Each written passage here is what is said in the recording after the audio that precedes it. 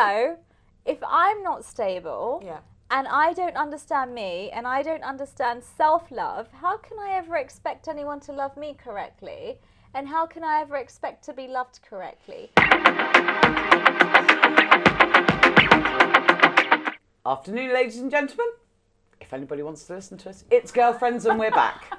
Welcome to Girlfriends. Hello, girlfriends. Again. Girlfriends and friends. Very happy to see you again. Buckle up, guys. Buckle up, because today's episode is going to be a little bit TMI. It's going to be raw and it's going to be cheeky.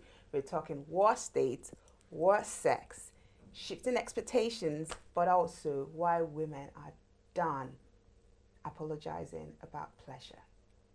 Love, sex, everything messy, and so much in between. Let's get naughty. How Yeah. naughty. You know? Down and dirty, baby. First, we need to thank our sponsors. So a massive thank you to Blueprint Studios for sponsoring this season of Girlfriends and making our stories sparkle with top quality production. Magic. Okay, so where do you want to start? Well, I mean, I'm in my Cinderella dress. The story is I bought this for a wedding that I had many years ago, but I never wore it. And An actual wedding? An actual wedding that I had, Ooh, but okay. I never wore it. The marriage came and went, in short. But look, Was it short? it was a disaster. I nearly died. But the long and short is, we glorify and get glamorized with the concept of love and Prince Charming and knight in shining armor, and and I'm from an ethnic minority background. That do what you want when you get married at your husband's house. Learn to cook and clean and get an education first, and make yourself capable of going into a family that will value you. Oh, okay. Know how to run a home, know how to take care of in-laws. All of that's well and good, but nobody taught me to take care of me. Sorry, no qualms to my family that were teaching me, but hello, if I'm not stable, and I don't understand me, and I don't understand self-love, how can I ever expect anyone to love me correctly? And how can I ever expect to be loved correctly? So my entire definition of love was wrong. My entire definition of intimacy was incorrect. And it's taken me years to unravel that and unlearn what society and socioeconomic kind of circumstances and sociocultural circumstances teach you, and to get comfortable with loving myself and get to a place where I'm open to love. But if it's not healthy, I'm also now capable of saying, no, thank you. That's not going to go anywhere. I wish you could tell our younger selves that one. Oh, I wish. Honestly, tell me about it. And I think it's going from pillar to post with horrible relationships and thinking that it's your fault. But we're going to talk more about that in another episode on gaslighting. Yeah. But I think for me, I learned to completely love when I love myself. I was going to say, I agree with that. I looked into the mirror, because I shit you not. People talk about this mirror talk, and I think it's really powerful. Because there was a time I looked in the mirror and I could not get myself to actually say, I love you to myself. When I would visualize my little self, I could not actually get myself to sit with her and have an imaginary cuddle with her. I just couldn't.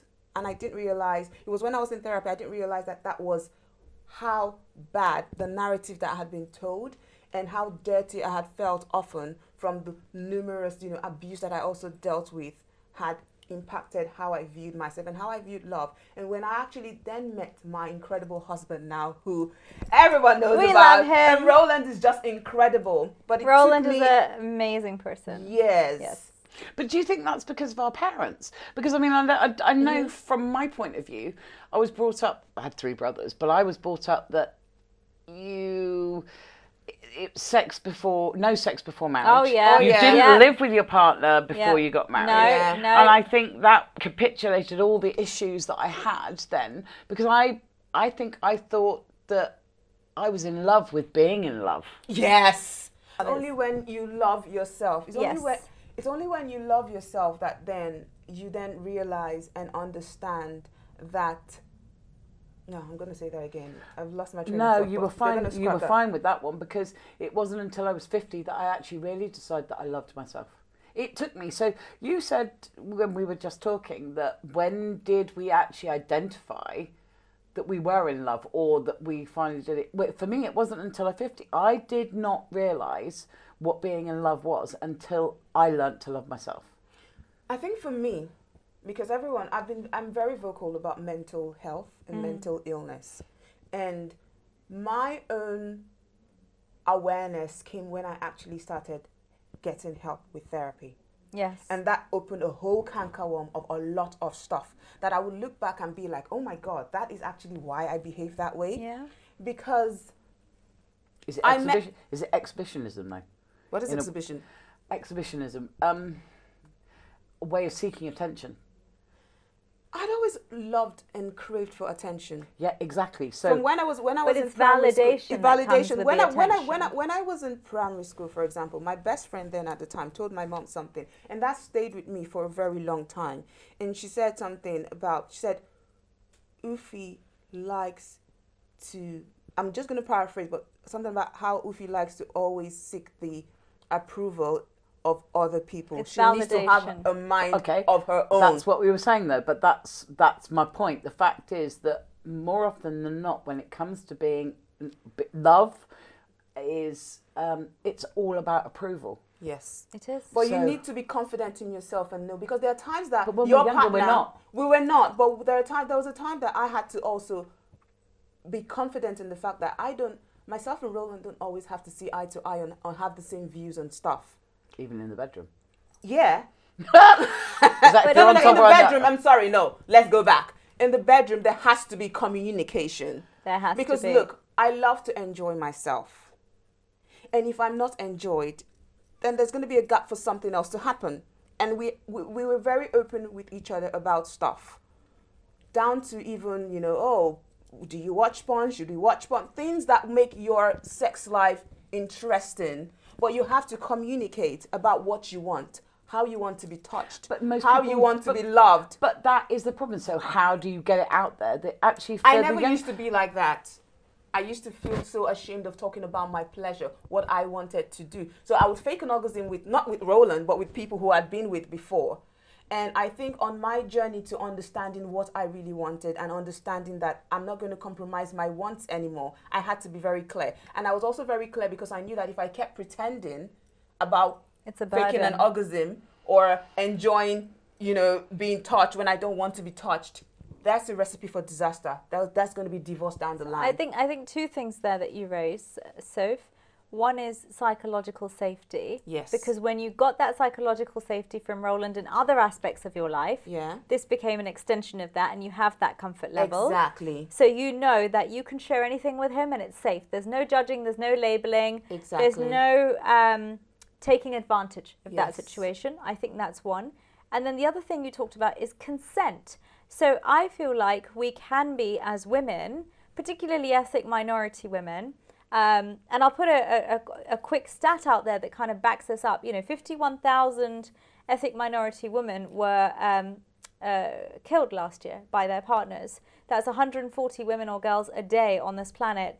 That is absurd. Mm-hmm. Now, what happens in certain cultures is gender norms are continued repetitively over time, where there is a superior gender, i.e. male, and a a kind of a subordinate gender. To pleasure your husband. Yeah, and so even in marriages, there can be marital rape. So, Yes. but no is a full sentence. Exactly. So if you have the psychological safety to say to your husband no, he respects that. If you say yes, or I want something a certain way, Exactly. he will listen to that. And I think being heard and seen is very, very important. Mm-hmm. So whether you're married, whether you're in a relationship, or whether it's in passing, you can be emotionally raped if somebody tries to push a boundary that you're not comfortable with. So how do we change that? Learn to say no. It's a full sentence. Okay, no, But what no, if you don't it's not- understand how to say No. no? Yes, which I'm sure we all have at certain points in our life. Yes. Because we felt let it go. But it should be us. It should be down to us to then say to our kids. Because I've got, well, you've still got it to come, but I've got 15 and 17-year-old boys who are sexually you know, Active. yeah, Yeah. whether I like it or not. But the one thing that I've always, you know, it's about never being pushed with the girls when they're with the girls that they're with, you know. If they said no, would you stop? Well, you Because have to, because you've got to respect that an individual's wishes are their Respecting wishes. boundaries. We need to teach Okay, so this is boundaries. where we come into our For age men and brackets. women. So you're a lot younger than me. You're still younger than me.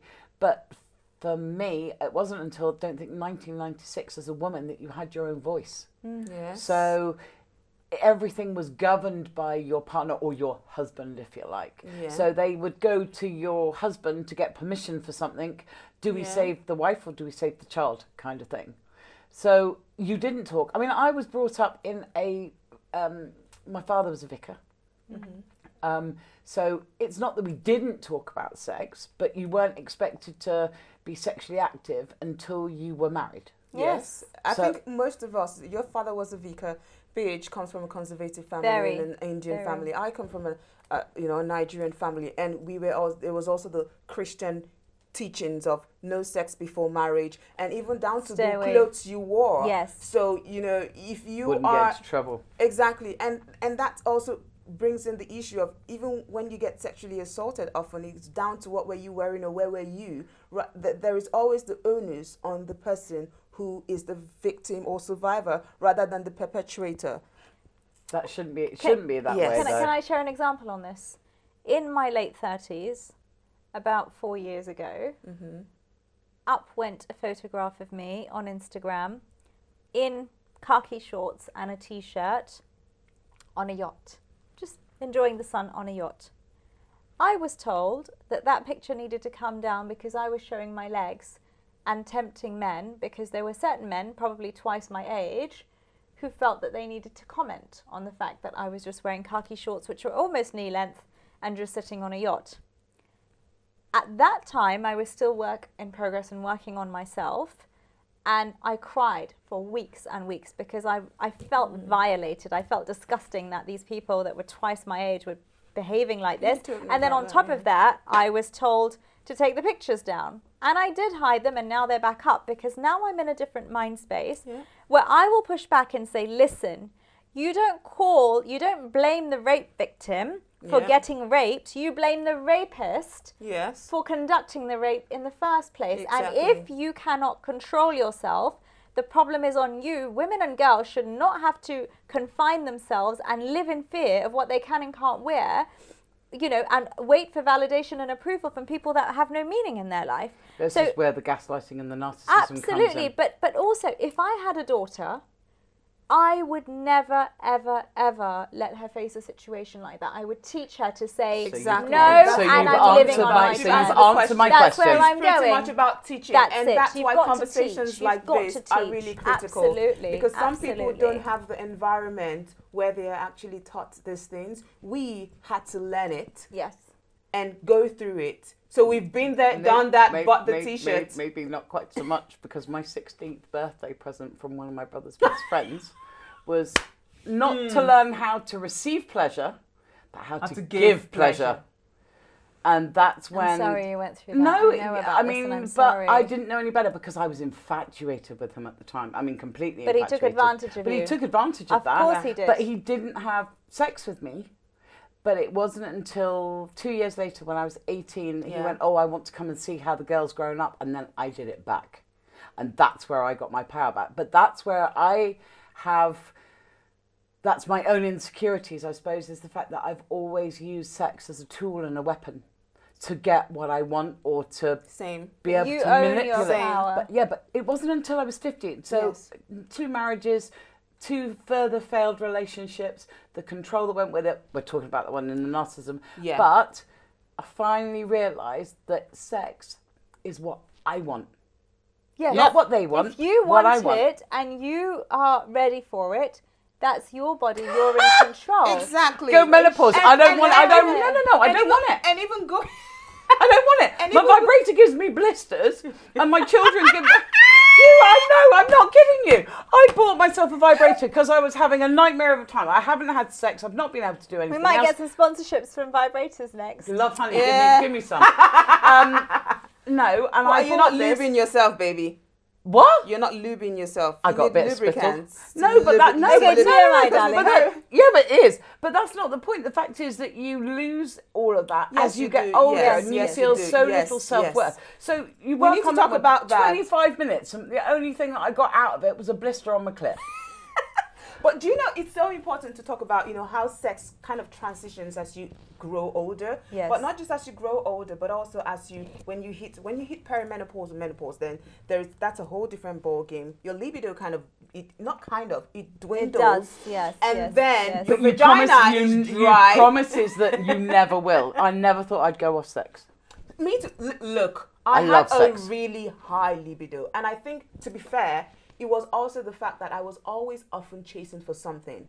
So I felt so empty inside me. And because I had been so abused so much so, and I always wanted validation, like you were saying earlier, sex was the thing for me. Yes. And it was the way I could satisfy my partners. It was the way that I would feel that they loved Yes. me. And even when I wouldn't But often sex is want not to love, have darling. sex. Exactly. Yeah, but how do you define the difference between the two when you're That's younger? The thing. Yeah, when that's you're the thing. younger, I mean, you- look, I feel like when you're younger, you will make mistakes. You need to let yourself make Of mistakes. course. But it's so important that we have this kind of conversations, because the younger generation can understand that at the end of the day, you're a work in progress, but you need to also be very self-aware. Of course. They of need to course. cement themselves with, go to therapy, have conversations. But I think whether we like it or not, young people will be young people. Of course. You know, But your body and- is your temple, and you shouldn't give Exactly. access to somebody if you don't want to. Exactly. You have the power to say no. You have the power to say yes. But exercise your power. I think that's when you are insecure, though, because I know And what peer you were thinking. pressure, I know. I am or I was. Yes, and you I have was peer very pressure. insecure. You have, yeah. It had nothing to do about peer pressure. It happened to do with my partner, and they were very pushing, very controlling. They wanted me to do things that I didn't necessarily want to do, Yeah.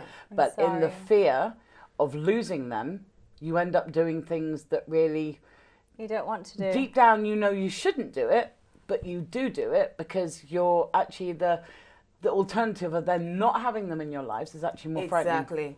So But you have then been you will violated. be all right. Even you don't realize then that you will be all right and you're better off without them.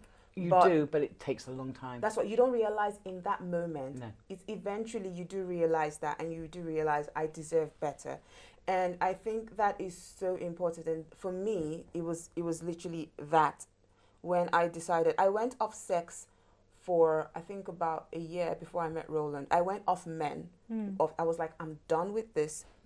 This is ridiculous. You'd also been hurt, yes. Exactly. And so at the point that I met Roland, it was more of, I was just going to throw myself into my career, which I had already done for literally most of my life before I met him.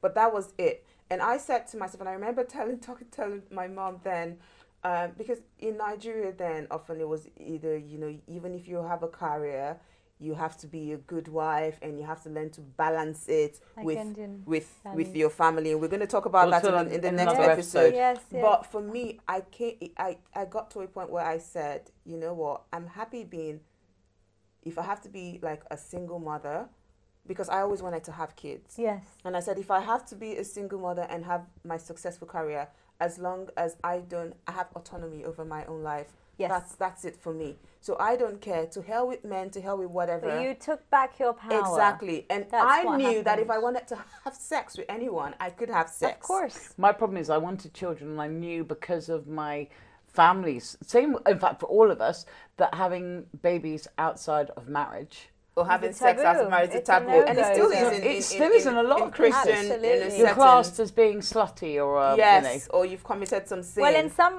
some, I wouldn't even say it's a cultural thing. I think it depends on mentality. yeah. I mean, you've said being classed as called slutty or what have you. I've been judged for just moving on and having a partner after a bad marriage. You know, and For having apparently, two bad marriages. well, I mean, people will judge, but at the end of the Let day, them, as Mel Robbins says. that's it. If they're going to be nasty, let them. If they're going to be supportive, let them. But you cannot let that define your choices.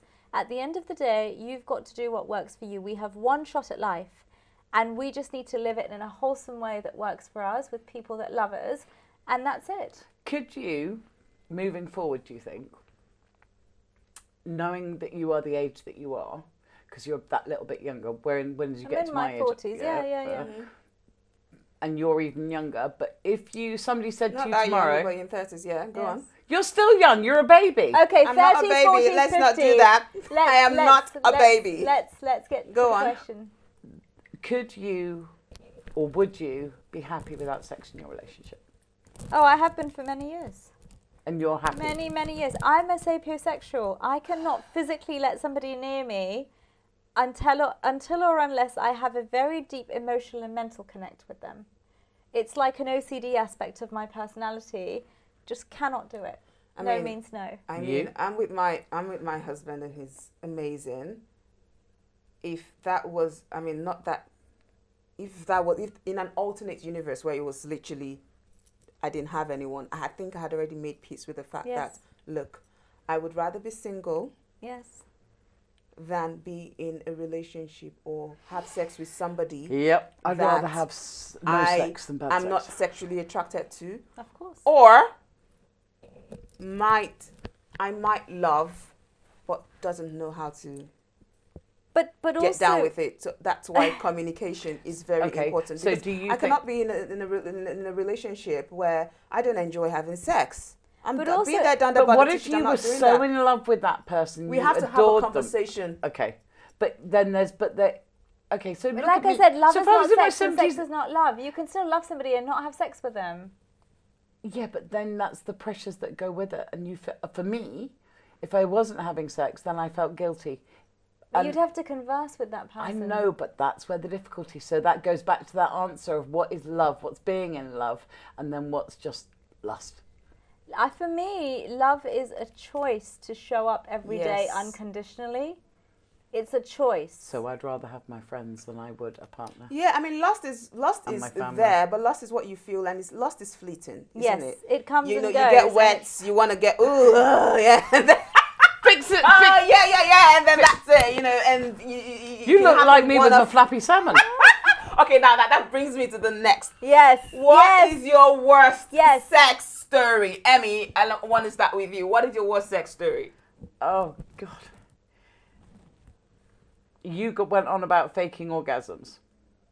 But this is seriously having to fake an orgasm because the person that was there, it was like having sex with a flappy salmon.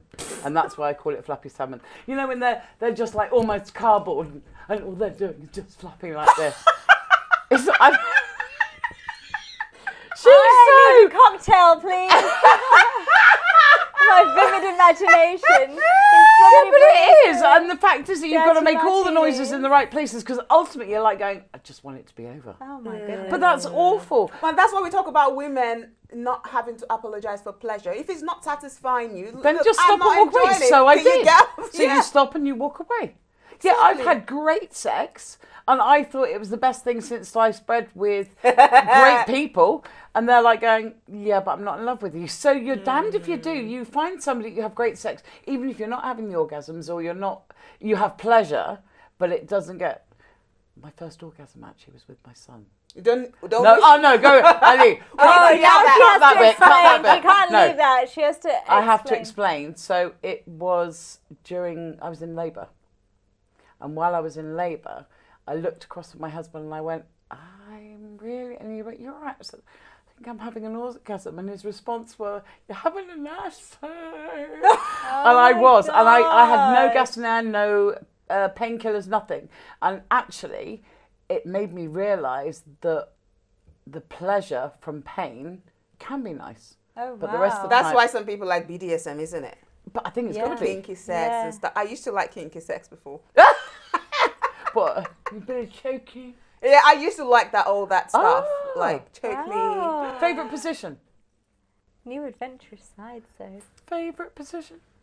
I mean, I've done it all, haven't I? Okay, which What one is it? Okay, now I need to ask you a question. No, we need to, first of all, where is the weirdest place you've ever had sex? Up a tree. Not quite up a Nobody can beat up a tree. Nobody can beat up a tree. That's it.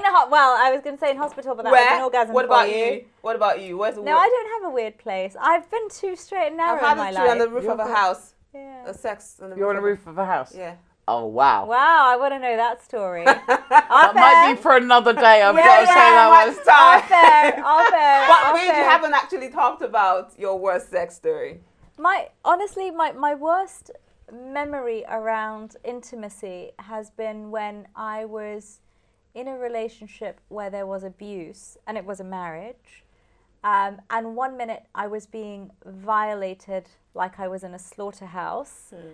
And the next minute I was being asked to prove that I loved that person. And it was mental torture. You cannot show somebody you love them through intimacy if you are being slaughtered effectively. And for me that was very hard, and it's taken me a long time to reconcile and work through that, but it did a lot of damage because I was taught that it's your responsibility to be a good wife, a good Indian wife, and do whatever your husband wants, which is not true. And it's disrespectful, and it's not consensual. And I would push back, and I would be slaughtered more because you just mentally, you've just been abused, violated, you're bleeding, you've got bruises on you, you're crying, you're in agony, and then the person wants you to be intimate with them. That doesn't work. You know, it's like something out of a horror movie. But unfortunately, go back to the stat I shared, 140 women and girls die every day because of these situations, and they do exist, and there's a lot of work being done to create awareness, and it's important, but there's still more to be done. And this is why having these conversations for me is super important, because by sharing we are creating awareness and educating our audience, and also encouraging people to have these conversations in their homes, in their circles, and address these issues. So that answers my last point of how we can change people's opinion. But that's what we said earlier. It's about conversations, constantly having conversations. Don't make it a taboo. Normalize having the conversation. Normalize having conversations. Normalize talking about what you need, because as women, we are often taught that our needs come last. We have to satisfy everyone, whether as a mother or as a wife or as a partner or as a sister, whatever that is. But you need to think of you. And I think that's going to bring us to a close, because at the end of the day, what we want everyone to remember at the end of the day from this episode is satisfaction isn't selfish. Or guaranteed. What? You know what? We always end everything on winning the lottery.